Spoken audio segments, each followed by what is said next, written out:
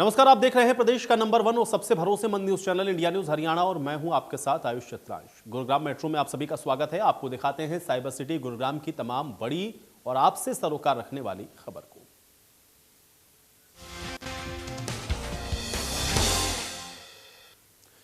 गुरुग्राम में बीजेपी जिला अध्यक्ष के साथ सीएम की बैठक हुई है और बैठक में यूपी और पंजाब के चुनाव को लेकर के मंथन किया गया है। इस बैठक में बीजेपी के प्रदेश अध्यक्ष ओपी धनखड़ भी मौजूद रहे। ओपी धनखड़ ने कहा कि यूपी और पंजाब में बीजेपी की जीत होगी और मंथन के बाद इंडिया न्यूज हरियाणा ने बीजेपी प्रदेश अध्यक्ष ओपी धनखड़ के साथ खास बातचीत की है। सुनिए।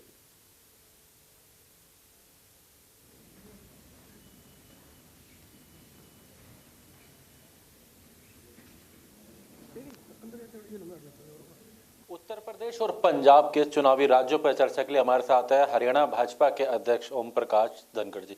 धनखड़ जी, पंजाब की बात करें, उत्तर प्रदेश की बात करें, एक अहम भूमिका हरियाणा की होती है क्योंकि हरियाणा सटा हुआ है और दोनों के साथ जुड़ा हुआ है।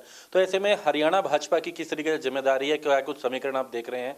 हम उत्तर प्रदेश की अगर पहले बात करें तो देखिए, हरियाणा के कार्यकर्ता इन तीनों राज्यों में लगे हुए हैं और उत्तर प्रदेश में भी हमारे कार्यकर्ताओं ने जो है 27 सीटें संभाली हुई हैं। सहारनपुर जिला, मुजफ्फरनगर जिला, बिजनौर जिला, बागपत जिला और शामली के ज़िले को संभाला हुआ है। और बहुत सीनियर लोग, 2 लोग तो पहले ही पार्टी ने केंद्र से लगाए हुए हैं, कैप्टन अभिमन्यु जी और सांसद संजय भाटिया जी।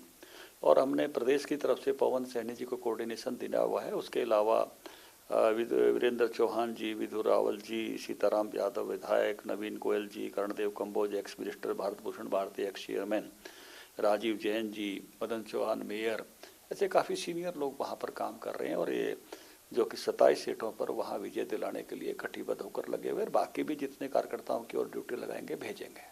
हम अगर बात करते हैं, चाहे हम यमुनानगर की बात करें, पानीपत, सोनीपत की बात करें, पलवल की बात करें, ये वो क्षेत्र है जो उत्तर प्रदेश से सटे हुए हैं और लगभग इन क्षेत्रों की बोली भी एक उत्तर प्रदेश और हरियाणा में होती है। आना जाना मोस्टली रहता है, रिश्ते भी रहते हैं। क्या कुछ समीकरण खासकर आप पश्चिमी उत्तर प्रदेश के अंदर देखते हैं और हरियाणा का कितना प्रभाव पड़ेगा उस पर? देखिए, ये जो बागपत, सोनीपत और ये शामली, पानीपत और ये सब एकदम से सहारनपुर, यमुनानगर, ये सारा मुजफ्फरनगर, करनाल, ये सब एडजॉइनिंग इलाका है। बाकी नीचे भी आ जाओगे तो यहाँ भी हमारे रामबिलास जी भी कल गए हुए थे, दीपक मंगला जी भी वहाँ लोकल में उत्तराखंड भी देख रहे हैं, इधर भी जाकर आए हैं। जवाहर सहरोत हमारे जो है जिला अध्यक्ष पलवल के, पूर्व जिला अध्यक्ष, वो गए हुए थे। तो ये नीचे जितना भी इलाका है, चाहे वो अलीगढ़ का है, चाहे मथुरा वृंदावन का है, यमुना की पूरी बेल्ट, जैसे आपने कहा कि आपसी रिश्तेदारियां भी हैं और आपसी प्रभाव भी है। और निश्चित रूप से जो है जो टीमें यहाँ से जाती हैं उनका दोनों तरह का प्रभाव पड़ता है, संबंधों का प्रभाव। खुद बाल्याण जी की शादी जो है वो हरियाणा में हुई है। संजीव बाल्याण जी जो हमारे पश्चिम उत्तर प्रदेश से मंत्री हैं। चौधरी चरण सिंह जी की शादी जो है सोनीपत में जो है गायत्री देवी जी हमारे सोनीपत जिले की थी, जो है गढ़ी की जो है। तो ये तो आपसी संबंध जो है, रोटी बेटी का संबंध इस इलाके से है। तो रिश्तेदारियां सब आपस में उस नाते से हैं, तो सबका आपस में उस प्रकार का प्रभाव है। पंजाब की अगर बात करते हैं, क्योंकि एक बड़ा क्षेत्र ऐसा है, हम पूरा सिरसा, फतेहाबाद, ये तमाम, हम बेल्टों की बात करें, हम पंचकुला तक की बात करें, ये तमाम जगह ऐसी हैं जो पंजाब से जुड़ी हुई हैं। और पंजाब और हरियाणा, ये कहा भी जाता है छोटा भाई बड़े भाई का रिश्ता। तो पंजाब में हरियाणा भाजपा की भूमिका किस तरीके से है और किस तरीके के समीकरण आप पंजाब के अंदर इस बार देख रहे हैं? देखिए, अभी प्रशासनिक 8 जिले जो है और उसमें से 30 विधानसभा हमारे कार्यकर्ताओं की ड्यूटी हमने लगाई हुई है। लगभग 75 कार्यकर्ता भेजे हुए हैं, बड़े सीनियर लोग भेजे हुए हैं। असीम गोयल हमारे विधायक हैं, अम्बाला के संजय शर्मा हमारे मीडिया इंचार्ज हैं, नोकसम चौधरी, रामचंद्र कंबोज पूर्व विधायक हैं, अरपल चीका चेयरमैन हैं, सरोज सियाग, रविंद्र बरवाड़ा ये हमारे पूर्व ये विधायक भी हैं, जो है रामचंद्र कंबोज जी, और रविंद्र बराड़ा भी पूर्व विधायक हैं, और सरोज सियाग हमारी सेक्रेटरी, रविंद्र बराड़ा अभी सेक्रेटरी हैं, प्रवक्ता प्रवीण अत्रे, नवीन ढोल, दोमन सिंह किरमत जो वर्तमान में चेयरमैन है, रोजी मलिक जी। ऐसी एक बड़ी टीमां वहाँ पर लगाई हुई हैं, 30 विधानसभा संभाली हुई हैं। बाकी भी कार्यकर्ताओं की एक बड़ी संख्या, 75 कार्यकर्ता भी जुटा रखे हैं। बाकी भी जो है, मुझे लगता है कि ये जो बेल्ट है जिसको आप कहते हो, सिरसा से लेके और आप यहाँ बिल्कुल अम्बाड़ा तक जो आ जाते हो, ये हमारी पंजाब की बेल्ट है। आपस में मिले जुले लोग हैं, संबंध भी हैं, रिश्तेदारियां भी हैं और उस नाते से एक दूसरे की कल्चर भी एक है। तो ये उस स्थान पर उस बेल्ट के लोग ज़्यादा लगाए हुए हैं। और निश्चित रूप से एक पंजाब में पहली बार मैं कहूँगा कि बीजेपी के पंख खुले हैं। ये तो क्या है कि छोटी पार्टी के रूप में हमेशा चुनाव लड़ती थी और हमारी तरफ देख के कहती थी कि भाई हरियाणा वालों आप ठीक रहे। कभी हम भी एक छोटे पार्टनर होते थे और सने सने करके अपनी सामर्थ्य हमने हरियाणा में भारतीय जनता पार्टी की बढ़ाई। तो आज पंजाब को ये एक अवसर मिला है परिस्थितियों के कारण से कि वो अब खुल के अपने चुनाव मैदान में उतरी है, उस नाते से एक बड़े पार्टनर के रूप में और बड़े दम के साथ हमारी टीमें वहाँ लगी हुई हैं। और मुझे लगता है कि इससे एक पार्टी को बढ़ने का अवसर जो है पंजाब में बड़ी तेजी के साथ मिलेगा। लेकिन जब हम मुद्दों की बात करते हैं तो हाल ही में 1 से 1.5 वर्ष तक किसान आंदोलन झेला। उत्तर प्रदेश, पंजाब और हरियाणा ही मेन इसमें सबसे ज्यादा था। तो इसका कितना असर देखते हैं इन राज्यों में, खासकर अगर बात की जाए तो? देखिए, एक तो कृषि कानून किसानों की बात का आदर करने के लिए वो वापस ले लिए हैं। सारे किसान इस बात को जानते हैं कि भारतीय जनता पार्टी एक ऐसी पार्टी है जिन्होंने किसानों के लिए सर्वश्रेष्ठ काम किया है। चाहे किसान सम्मान निधि इससे पहले कभी मिलती नहीं थी, फसलों का बीमा इससे पहले कभी होता नहीं था, 50% प्रॉफिट के साथ फसलों के दाम इससे पहले कभी दिए नहीं गए। ये तो कुछ लोगों ने एक किसान कानूनों को लेकर एक मुद्दा बनाया, उसको भी प्रधानमंत्री जी ने बहुत बड़े मन के साथ ये कहते हुए कि भाई हम समझा नहीं पाए, और मैं इस बात के लिए क्षमा मांगते हुए इस बात को वापस लेता हूँ कि हम समझाने में सफल नहीं हुए। तो मुझे लगता है कि जिस बड़े मन के साथ प्रधानमंत्री जी ने फिर करतारपुर साहिब कॉरिडोर जिस प्रकार से खुला है, फिर कांग्रेस जिस तरह से मुझे लगता है बिखरी है, इस तरह बुरा बिखराव कांग्रेस का हम सब देख रहे हैं, तो निश्चित रूप से मुझे लगता है कि भारतीय जनता पार्टी और कैप्टन अमरिंदर जो मिलकर चुनाव लड़ रहे हैं बाकी साथियों के साथ, तो बेनिफिट मिलेगा। अंत में एक बात और जरूर पूछना चाहेंगे, इसी चुनावी प्रचार के बीच में राकेश टिकैत का बयान आया कि 31 जनवरी को पूरे देश में तमाम राज्यों में, खासकर हरियाणा, उत्तर प्रदेश, पंजाब में तमाम जिला मुख्यालयों पर विरोध प्रदर्शन किया जाएगा, एमएसपी की याद दिलाई जाएगी, कानूनी जो मुकदमे थे दर्ज थे वो वापस लेने की याद दिलाई जाएगी। ये कहीं ना कहीं एक बार फिर किसान आंदोलन को लेकर प्रदर्शन की तैयारी फिर से हो रही है। देखिए, सबको अपने अपने ढंग से अपनी बात कहने का, अपनी बात रखने का हक है और उस नाते से हर कोई अपनी बात कहता है, कहनी भी चाहिए। लेकिन मैं आपको बताना चाहता हूँ कि लोगों ने जिस प्रकार से चुनाव में भारतीय जनता पार्टी को वोट देने का मन बना लिया है, क्योंकि जिस प्रकार से गुड गवर्नेंस बीजेपी ने दिया, आप उत्तर प्रदेश में देखेंगे तो बह का जो माहौल था वो समाप्त हो गया है। लोग अपने बिजनेस आराम से कर रहे हैं, गुंडे या तो जेलों में बंद हैं या यूपी छोड़ गए हैं।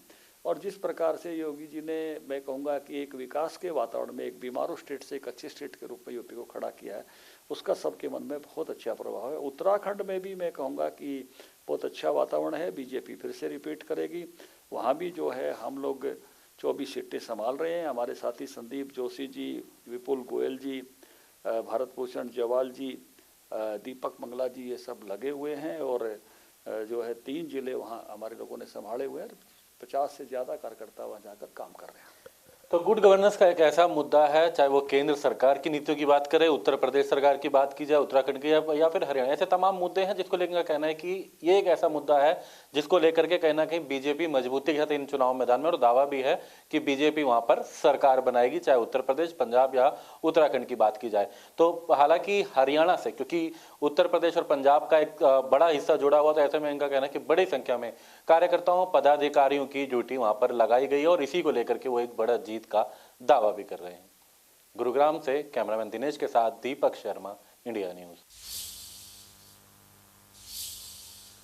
तो गुरुग्राम में सीएम मनोहर लाल ने रालीला गांव के ग्रामीणों के साथ मुलाकात की है। इस दौरान उन्होंने सीएम मनोहर लाल के सामने अपनी समस्याओं को रखा। सीएम मनोहर लाल ने ग्रामीणों की समस्याओं का जल्द समाधान का आश्वासन देते हुए कहा कि चिंता न करियो, मैं बैठा हूं थारे खातर।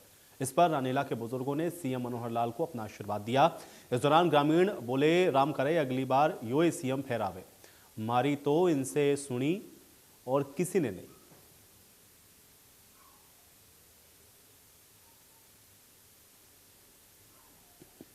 मुख्यमंत्री मनोहर लाल हरियाणा का सीएम दोबारा बने, हमने सबसे बड़ी आदमी लगता है और जब तक हमारा काम सही नहीं हो इतना आगे से जाता भी नहीं, हमारी बात भी सुनता है। इतने अच्छे मुख्यमंत्री है, पूरे हमारे आनंद।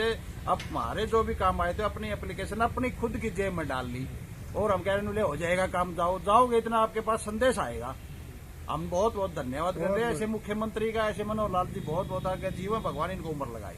बढ़िया सीएम है जी, बड़े हंसमुख है, बड़े प्यार से मिले, बड़ी इज्जत मान सम्मान दिया और जिस काम के लिए आए थे उसको भी कर दिया। हम तो ये भगवान अगले उसमें भी यही सीएम बना। हम तो हमारे गांव में मंडी बन गया, जमीन भी पंचायत की है और गांव खुश है। और हमारा सरसों भी बेची है, पीछे बाजरा भी 3 बेचा साल से जी बाजरा भी दिया है सरकार ने। उसी मंडी में बेचा है जी। हम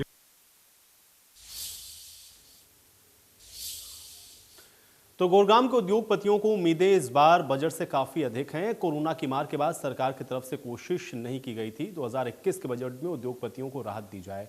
इस बीच उद्योगपतियों की तरफ से यह भी कहा जा रहा है कि बजट में बिजनेस लोन की दरों में कमी की जाए, तो फिर वहीं 2022 के बजट में उद्योगों को ध्यान में रखते हुए टैक्स में भी छूट दी जाए।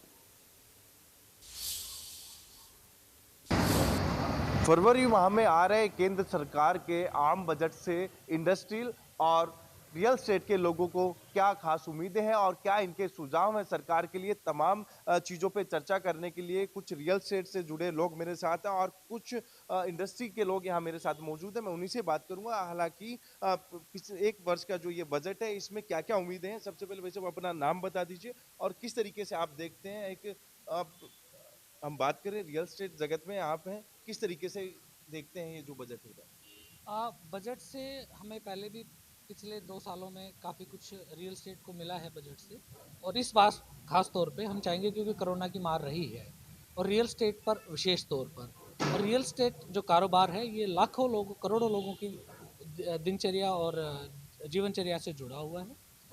2 चीज़ों पर विशेष तौर पर हम चाहेंगे सेंट्रल गवर्नमेंट से कि एक तो जो भी रुके हुए प्रोजेक्ट हैं उनके लिए विशेष आर्थिक पैकेज आप दें ताकि उनको जल्द से जल्द कंप्लीट किया जाए और बाज़ार में उससे एक पॉजिटिव सोच आएगी। दूसरा, जीएसटी को लेके पिछले सालों में सरकार से हमें काफ़ी राहत मिली है। जैसे रेजिडेंशियल में पहले 12% जीएसटी था, वो फिर 5% हो गया। अफोर्डेबल में 5% जीएसटी था, वो 1% कर दिया। इसका मैं तहे दिल से धन्यवाद करूँगा सीतारमण जी का, हमारी वित्त मंत्री जी का। पर साथ हम चाहेंगे कि अब जो कमर्शियल में हमारे यहाँ 12% जीएसटी लग रहा है, हम चाहते हैं रियल एस्टेट में वो भी 5% कर दिया जाए। तो ऐसी हमें उम्मीद है। तो भाई साहब, आप इंडस्ट्री में डील करते हैं, किस तरीके का आप देख रहे हैं कि इंडस्ट्री को इस बजट से क्या खास उम्मीदें हैं? ओवरऑल की हम बात करें और क्या आप सरकार से मांग कर रहे हैं? देखिए, मेरा नाम शेखर त्रिवेदी है और रियल एस्टेट का मेरा काम है। इंडस्ट्रियल सेक्टर में मैं डील करता हूँ। जैसा एमएसएमई सेक्टर को डिफाइन किया है गवर्नमेंट ने, पहले 10 करोड़ तक की लिमिट दे रखी थी, अब 200 करोड़ तक इस लिमिट को पहुंचा दिया है। ये बहुत अच्छा कदम है सरकार का। लेकिन एक चीज़ देखेंगे, जो इंडस्ट्रियल जो हमारी पूरी इकोनॉमी को चला रहा है उसके लिए गवर्नमेंट ने लोन की जो फैसिलिटी दी हुई है वो बहुत हायर रेट ऑफ इंटरेस्ट पे लोन दे रहे हैं। आप कार लोन खरीदने चले जाइए, आप होम लोन खरीदते हैं तो वहाँ पे लगभग 6, 6.5, 7% का रिटर्न है, जबकि इंडस्ट्रियल को जो लोन दे रहे हैं वो 9% पे रेट ऑफ इंटरेस्ट दे रहे हैं। दूसरा एक सेक्टर है कि कनेक्टिविटी की बहुत ज़्यादा दिक्कत है इंडस्ट्रीज़ को। तो इंडस्ट्रियल जितना भी डेवलपमेंट कर रही है गवर्नमेंट, एक तो सारा रेजिडेंशियल एरिया से, अगर बड़ी फैक्ट्रीज हैं तो उनको थोड़ा सा रेजिडेंशियल से दूर रखा जाए। दूसरा, जो छोटी कंपनी हैं उनको रेजिडेंशियल सेक्टर से पास रखा जाए ताकि लोगों को आवागमन में कोई दिक्कत ना हो। दूसरा, एम्प्लॉयमेंट का बहुत बड़ा फ़र्क पड़ रहा है। अभी जैसा पेंडेमिक में काफ़ी लोग बेरोज़गार हुए हैं, आपने देखा होगा कि लोग अपने घर चले गए, लेबर जो लोअर तबके का लोग था वो सब अपने घर चले गए हैं। तो उनको भी इंडस्ट्रीज़ को एक ऐसा पैकेज दिया जाए ताकि ये जो लोअर मिडिल क्लास फैमिली, या मैं कहूँ लेबर कैटेगरी की अगर मैं बात करूँ, तो उनको कंपनीज़ की तरफ से ये बेनिफिट दिया जाए कि चाहे हमारे पास कितनी भी समस्या हमारे साथ हो, इकोनॉमी में, पेंडेमिक में हमने कंपनीज बंद कर दी हैं, लेकिन फिर भी उन लोगों को बेरोजगारी का सामना ना करना पड़े। तो आप क्या कहना चाहेंगे भाई साहब, किस तरीके से आप देखते हैं इस जो आम बजट आने वाला है केंद्र सरकार का? मेरा नाम पंकज बेदी है। देखिए, मेरा मानना है रियल एस्टेट इंडिया की इकोनॉमी में बहुत बड़ा योगदान देता है इन टर्म्स ऑफ रेवेन्यू। जो भी गवर्नमेंट ने पिछले 2, 3, 4 सालों में कदम उठाए हैं, जिसमें रेरा है, इंफ्रास्ट्रक्चर को मजबूत करना है, ये सब चीज़ों ने रियल एस्टेट को पुश जरूर किया है। लेकिन फिलहाल 2 साल से 2.5 साल से जो हम देख रहे हैं, कोरोना की वजह से रियल एस्टेट सेक्टर बहुत बुरी तरह से हिट हुआ है। कुछ चीज़ें हैं जो मुझे लगता है जिस पे ध्यान देने की ज़रूरत है। एक तो जैसे रेरा कानून बहुत मजबूत हुआ है, रेरा कानून को हम 4 साल 5 साल से देख रहे हैं, उसमें कुछ कमियां हैं, उनको पर रिव्यू करने की ज़रूरत है। बीजेपी गवर्नमेंट में जो इंफ्रास्ट्रक्चर के प्रोजेक्ट्स हैं उन पर बहुत फोकस किया जा रहा है, बट कोरोना की वजह से वो प्रोजेक्ट्स कहीं ना कहीं डिले हो रहे हैं, जिसका असर उसके सराउंडिंग रियल एस्टेट पे आता है। तो मेरी उम्मीद ये है कि गवर्नमेंट इसको जो टाइम लॉस हुआ है कोरोना में 2 साल 2.5 साल में, उसको कवर अप करे, स्पीड अप करे रियल एस्टेट के इंफ्रास्ट्रक्चर के प्रोजेक्ट्स को, जिससे कि रियल एस्टेट को बूस्ट मिले। तो कहीं ना कहीं जो रियल एस्टेट से जुड़े लोग हैं, इंडस्ट्री से जुड़े हुए लोग हैं, तमाम उनकी उम्मीदें इस बजट से हैं। आप क्या कहना चाहेंगे, किस तरीके का बजट होना चाहिए ये? जी, मेरा नाम आशीष है। वैसे इसमें काफ़ी पॉइंट पंकज जी और संजय जी ने कवर किए हैं। इसमें मैं एक बात और जोड़ना चाहूँगा कि जो रुके हुए प्रोजेक्ट हैं गुड़गांव के विकास में ये एक बहुत बड़ा रुकावट है कि बिल्डर्स लाइसेंस लेके आ जाते हैं, प्रोजेक्ट बनाते हैं, आधा अधूरा काम करते हैं और उसके बाद वो सभी एनसीएलटी में चले जाते हैं। ये उनके लिए एक रास्ता है अपने को बचाने का। जो उनकी नीयत ही ऐसी है कि वो सही से काम पूरा नहीं करना चाहते, डिलीवर नहीं करना चाहते। तो सरकार को अब जो आने वाला बजट है इसमें इस बात पर भी ध्यान देना बहुत ज़रूरी है कि जो पुराने रुके हुए प्रोजेक्ट्स हैं वो ज़रूर कंप्लीट हो और एक आम आदमी को न्याय मिले। तो लगातार जिस तरीके से हमने बात की, उनका साफ तौर पे यही है कि जो ये बजट है इससे काफ़ी उम्मीदें लगाए बैठे हैं और कुछ सुझाव भी इन्होंने रखे हैं सरकार के लिए। अब देखना ये होगा कि केंद्र सरकार के इस बजट में रियल एस्टेट के लिए और साथ ही साथ इंडस्ट्री के लिए क्या बड़ा मिलने वाला है। गुरुग्राम से संजय राठौर, इंडिया न्यूज़।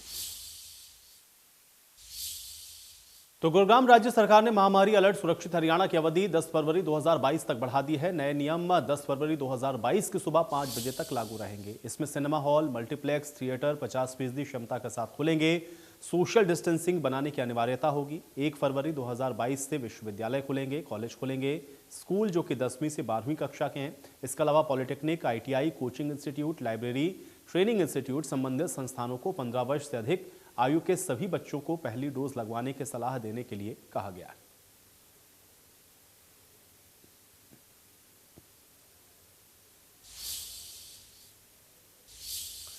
तो गुरुग्राम में आंगनवाड़ी वर्कर्स और पुलिस के बीच टकराव की स्थिति बनी हुई है। इसमें गुरुग्राम पुलिस आंगनवाड़ी वर्कर्स के सामने दीवार बनकर खड़ी रही। आंगनवाड़ी वर्कर्स बीते 2 महीने से विरोध प्रदर्शन कर रही हैं।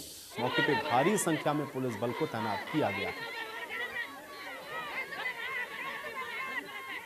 53 दिन से आंगनवाड़ी वर्कर्स का प्रदर्शन चल रहा है और लगातार आंगनवाड़ी वर्कर्स अपनी मांगों को लेकर के डटी हुई हैं। पुलिस लगातार इनको रोकने की कोशिश कर रही है। आज गुरुग्राम में भी आंगनवाड़ी वर्कर्स ने प्रदर्शन किया, पुलिस ने इन सभी को रोका।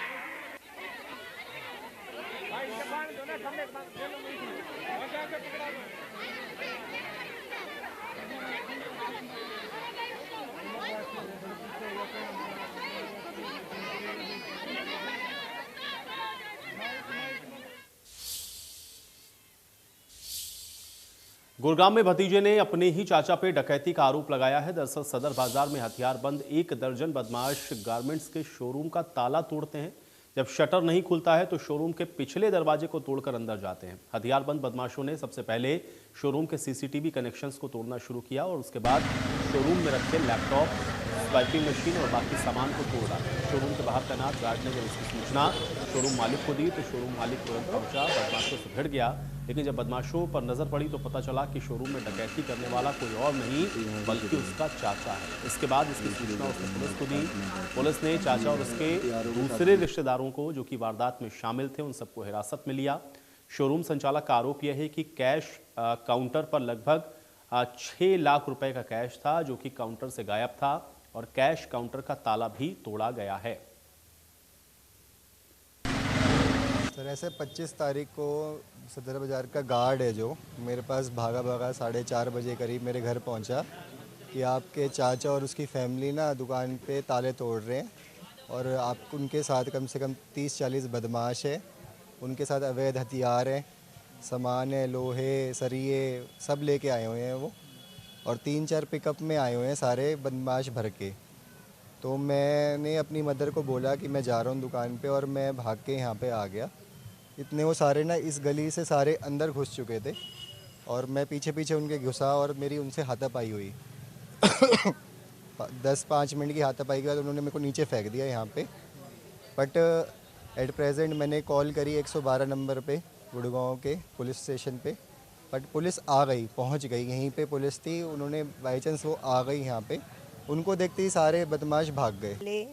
रात को इन लोगों ने हमारी दुकान पे डाका डाला तो सुबह 5 बजे हमारे यहाँ चौकीदार आया दुकान जो बाज़ार में रहता है और उसने बहुत तेज़ी से दरवाज़ा खुलवाया और हमें बताया कि तुम्हारी दुकान में कोई घुस आया है और ताले तोड़ दिए हैं तुम्हारे।